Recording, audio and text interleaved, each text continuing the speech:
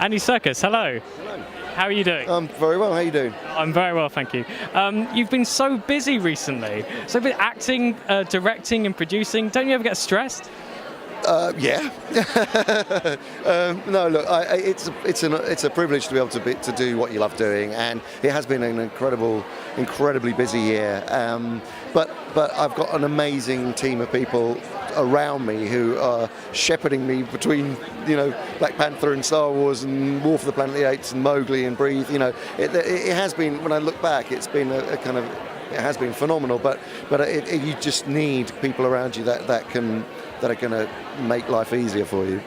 And you're in Black Panther. You're reunited with your Hobbit friend Martin Freeman. How was it like to work with back home guy? That's great. It was such fun. I mean, it's funny because I wasn't even aware that Martin was actually in it for some reason. I missed Civil War, so I didn't realise he was playing Agent Ross till quite close to shooting, and I was so thrilled that he was going to be doing it.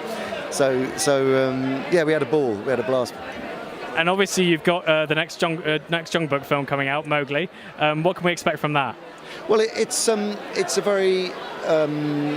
PG-13. It's for a slightly older audience. It is a darker retelling of the tale. It's a beautiful classic tale, of course, and much closer to the tone of Rudyard Kipling's book. And it centres around the journey of this child who is neither of the world of man or animal, and it's about his voyage of discovery, his own identity. And have you seen Jon Favreau's Jungle Book, and what do you think of it? I love it. I think it's great. It's beautiful. I mean, there's some wonderful spectacle. There's great performances.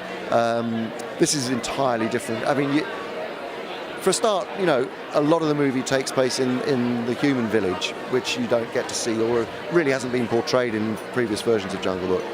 And also we chose to use performance capture because that was the way I approached the work.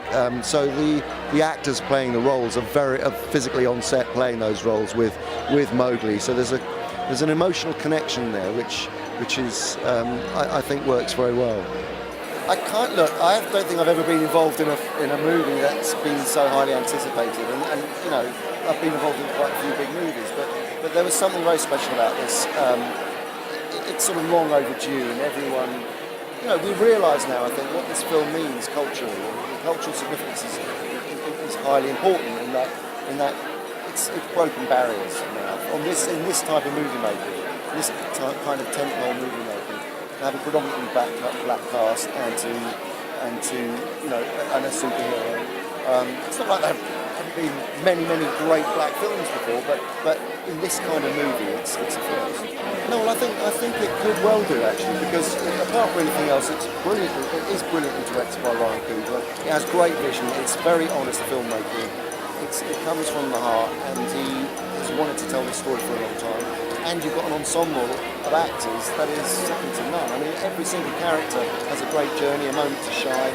It's a wonderful ensemble. I just want to ask about a possible future project.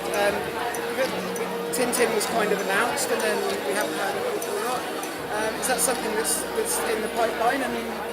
Stephen and Peter. Yeah. Well, I know Peter really loves Tintin and would be very keen on making his film. So we wait. And would you direct it, perhaps? I've got a Tintin film I would like to direct, but. So you want to direct a Tintin film? I'd love to direct a Tintin film. Yeah. I have one in mind in particular. Would you ask Peter and Stephen to give them your blessing and help with it?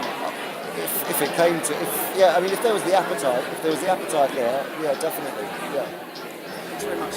And, Jonathan Cavendish is my producing partner, and it's his parents' story. So it was very close to me, and I know the people involved. And not only that, it is just such a beautiful, uplifting tale of smiling in the face of catastrophe and being able to continue when you think life's come to an end. And I just think it's a message that I was very happy to put out into the world right at this moment. It's completely different because I think people really think of the Jungle Book as the 1968 animation that everyone has grown up with.